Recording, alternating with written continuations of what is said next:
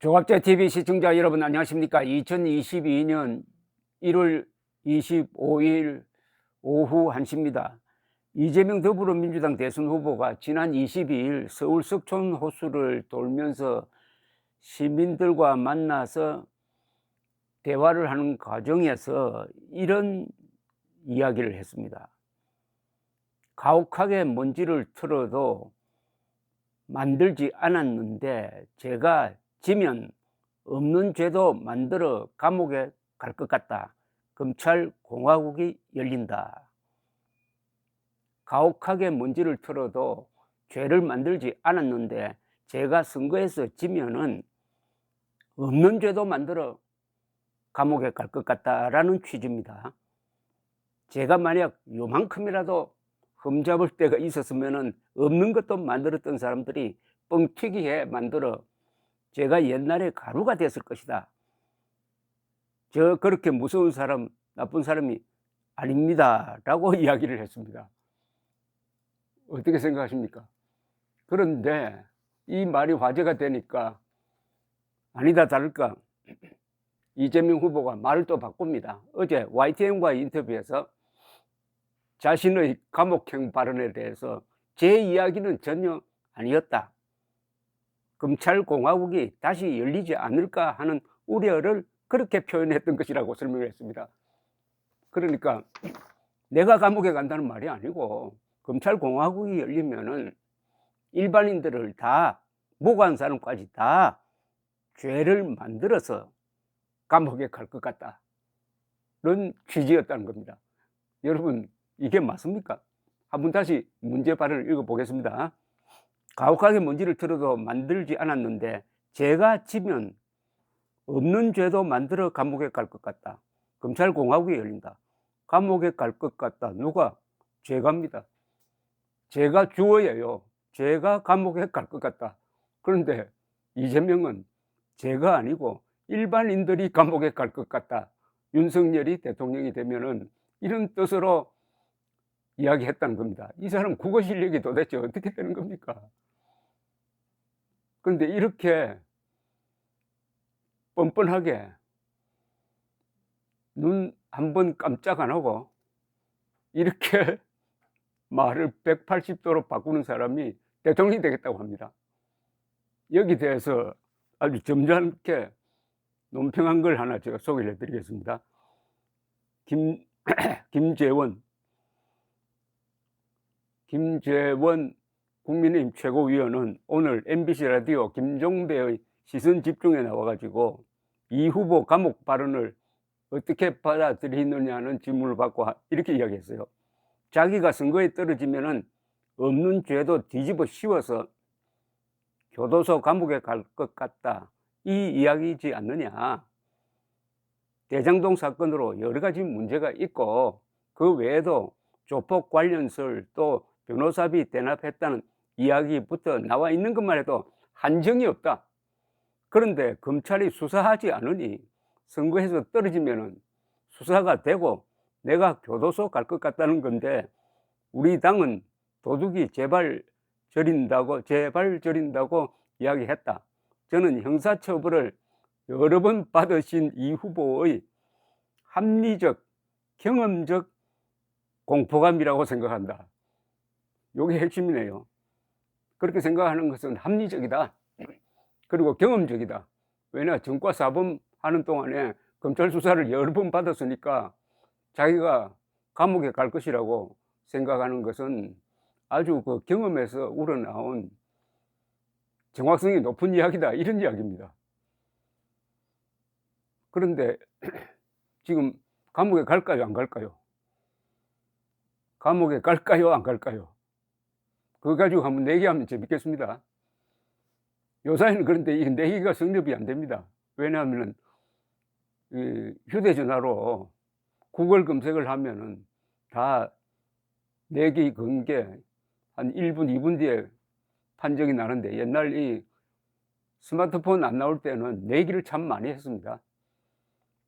피라미드 높이가 얼마냐, 뭐 이런 높이, 남산 높이가 얼마냐. 저도 그런 내기를 많이 했는데 이재명이가 감옥에 갈 거냐 안 갈 거냐를 가지고 여러분 한번 내기 한번 해 보십시오.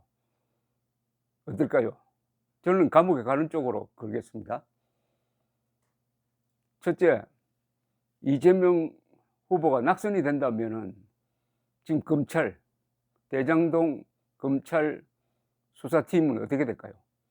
교체가 되든지 아마 새 대통령 등장하기 전에 승의를 보이기 위해서 그 선거 기간 중에 3월 9일에서 5월 10일 사이에 열심히 수사하지 않을까요? 수사는 다 해놓은 것 아닙니까? 제일 중요한 게 배임죄 아닙니까? 업무상 배임. 배임은 특정경제범죄가중처벌법에 의하면은 그 피해 액수가, 배임 액수가 50억 원을 넘으면은 무기징역까지 선고할 수가 있습니다. 더구나 대장동 이 특혜 개발은 최종 결재권자가 이재명이고, 이재명이가 자신이 설계했다고 수도 없이 이야기를 했습니다. 그런데 그 밑에 있는 사람들, 중요 인물들이 구속 또는 기소된 상태에서 도대체 이 흔히 당군 이래 최대 부정사건을 최종적으로 허가한 사람에 대해서는 이 검찰이 피의자로 특정하지도 않고 압수수색도 하지 않고 뭐 서면 조사도 하지 않고 있습니다. 완전히 딱 올스톱입니다. 수사가 이재명 문턱에서 올스톱입니다. 그러는 사이에 밑에 실무자들 3사람 중에 1사람은 자살을 시도했고 2사람은 스스로 목숨을 끊었습니다. 몸통 수사를 했으면은 이 아래 사람들의 부담이 훨씬 들었을 겁니다. 이 모든 책임은 이재명이다. 그러면 밑에 사람들은 지시만 수행을 했으니까 우리 죄는 있다 하더라도 경감되겠지.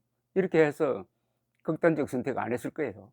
그런데 이 검찰이 위에 책임을 아래 사람들한테 뒤집어 씌우는 식의 수사를 한다는 그 강박관념에 시달리던 사람들이, 더구나 언론이 끈질기게 보도를 하니까 그 중압감을 이기지 못하고 그렇게 된 것 아닙니까? 그 중에 제일 억울한 사람, 김문기 당시에 실무자는 초과 이익 환수 조항을 넣어야 된다고 3번이나 건의를 했다가 퇴짜를 맞으면서 그 억울함을 참고 있었는데 졸지에 이 사람까지 지금 조사를 받고 있으니까 그 억울함을 호소할 데도 없고 자기 소속된 그 회사에서도, 성남도시개발공사에서도 봐주지도 않고 하니까 그 어떻게 보면은 고립감을 이기지 못하고 그런 극단적 선택을 한 것 아닙니까? 그런데 이재명은 내가 선거에 지면 감옥에 갈 것 같다고 이야기를 합니다. 지금 이재명 이상으로 마음이 조마조마한 사람이 누굴까요? 대장동 수사팀의 검사들 아니겠습니까? 이 사람들 아침에 일어나면은 여론조사 동향에 민감하겠죠. 최근 여론조사에서 이재명 떨어지고 윤석열이 올라오니까 아마 지옥으로 떨어지는 기분이 들 겁니다. 윤석열 당선되면은 우리는 뭐가 되느냐? 그 무서운 검찰총장 출신 대통령이 들어서면은 우리는 뭘 하느냐? 어디에 가느냐? 수사 대상이 되는 거죠.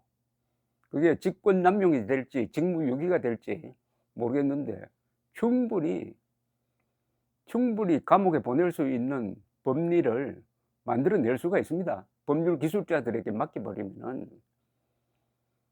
거꾸로 이재명이 당선되면 안도하겠죠. 그러나 거기서 끝날까요? 국민들이 그 선거 결과를 받아들이겠습니까?